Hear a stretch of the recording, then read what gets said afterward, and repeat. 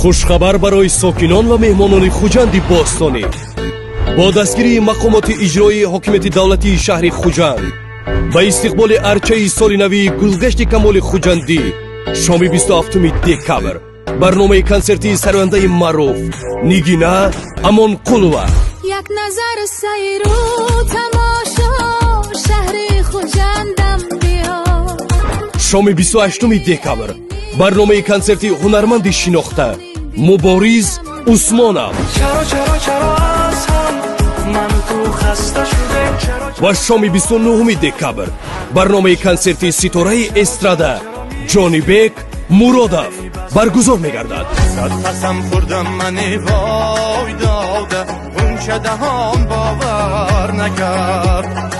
санаҳои зикр гардида шуморо суруду таронаҳои дилпазир ва фазои пур аз шодиву сурурӣ соли навӣ интизор аст.